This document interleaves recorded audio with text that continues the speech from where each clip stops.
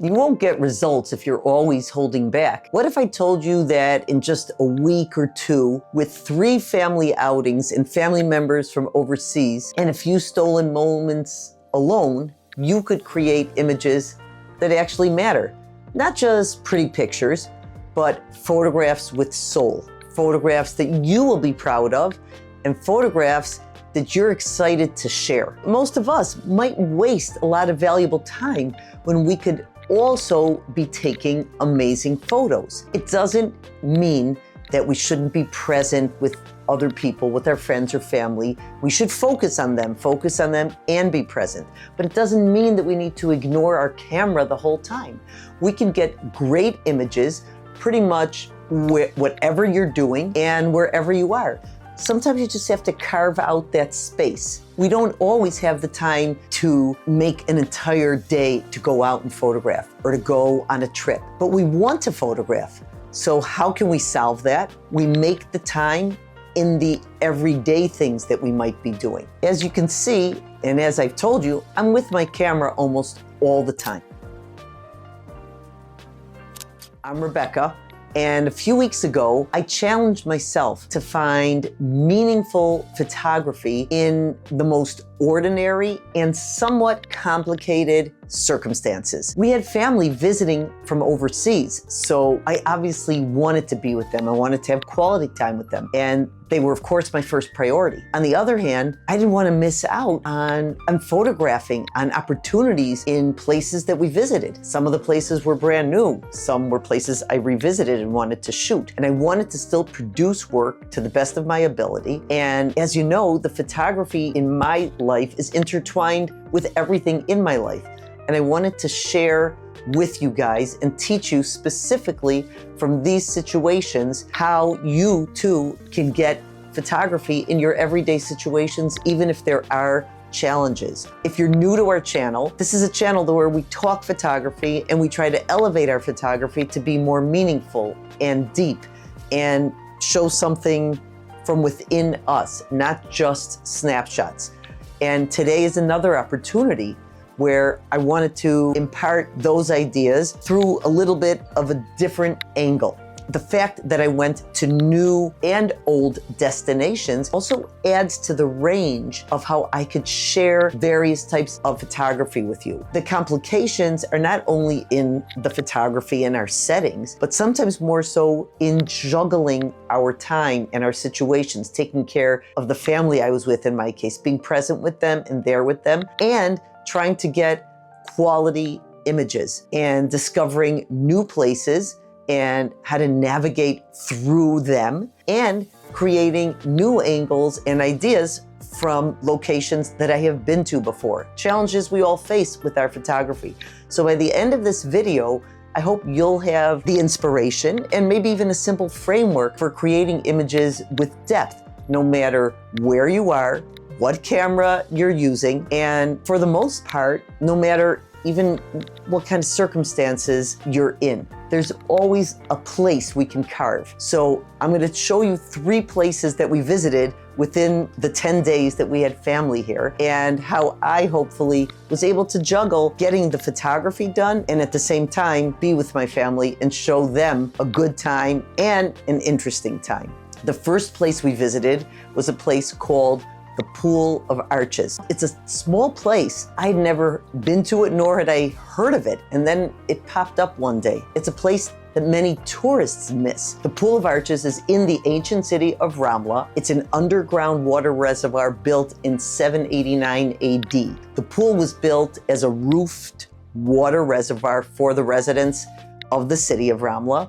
And in Christian lore, it is also called the Pool of Saint Helena, based on a tradition according to which Helena, the mother of the Roman Emperor Constantine I, she also built the Church of the Holy Sepulchre in Jerusalem. She was the one who ordered this area to be dug, and it's a reservoir with water to this day. Now, as you know, I'll be honest, I'm drawn to two things very strongly, ancient stone and water. And here they're combined, and it's amazing the light. We went, of course, during the day. It's only open during the day. And the light and the reflections were beautiful. And it speaks to both the impermanence and the endurance in life at the same time. This is an ancient, very old structure. So I'm trying to get images dealing with the light and the dark. And while my family was exploring and they were in a boat, I found myself alone inside here. And I was thinking first, I wanted the obvious tourist shot, a wide shot with everything in focus to show you where I was, or for me to remember where I was. But then I slowed down a bit. What was actually moving me here? The reflections, the water, even the boats. They have boats there for people to ride in this small area. And the water acted as both, a mirror, and there's a mysterious element also, the repetition of the arches creating depth. I didn't care about going to a higher ISO. I wanted to get the shot. I also did a shot with very low shutter speed to soften the water, and I handheld it. But all of these different settings and techniques were great, but I spent time looking before I started shooting, even though it was hard to hold myself back. And I kept moving around in the small space as much as I could. After my family went up to get a coffee, I even went into a boat on my own to just try to get a perspective of the water and the arches from inside and not from out. The standing outside was a very small area. I couldn't get to the other side. The other side was just the wall with the water hitting it. It was a lot of time thinking, what angles, what perspective, and how can I get across what I felt? And of course, I want to go back. I want to spend more time searching the angles and seeing how the light dances on the water. To me, these aren't just pretty pictures of old architecture, although that is fascinating in and of itself. They're about finding some sanctuary in an overlooked space or an unknown space and searching out places that might not be as known or as famous and working the area. Even in this small space, there were so many different angles to catch, so many that I missed, and how light can transform the mundane into the sacred.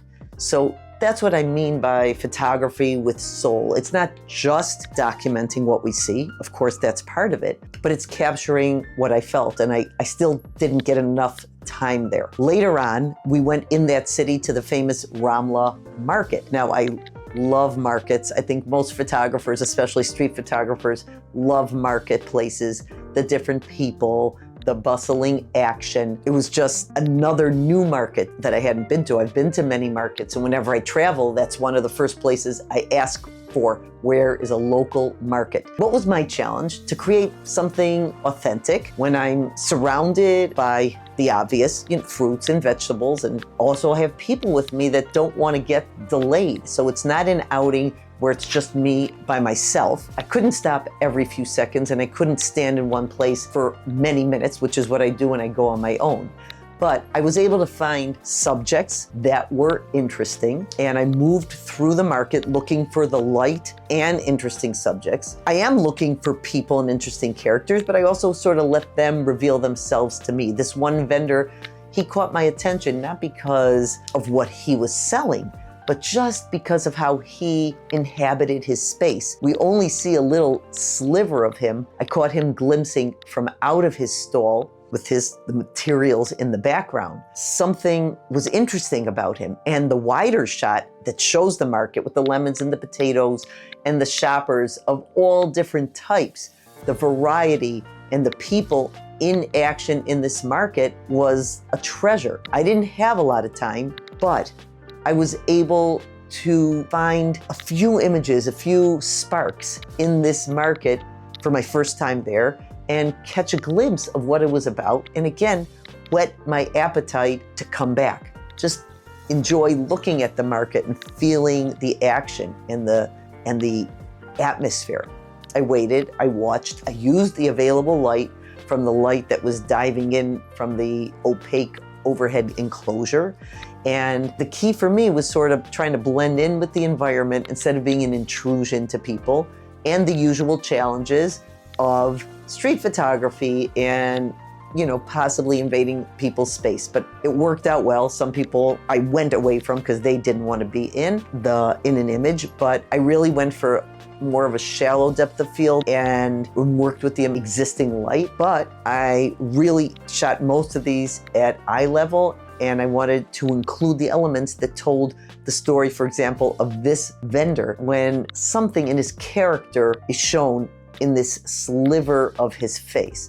And my goal, as always, is to catch authentic moments while honoring the dignity of the ordinary people that I'm photographing while they're doing their work and minding their own business. Now, the last spot that we went to was the Sea of Galilee. And that is a place I have visited many, many times, and I will revisit. But we slept over nearby, and just a few of us got up extra early to get out and catch the sunrise and catch the nice light right after the sunrise.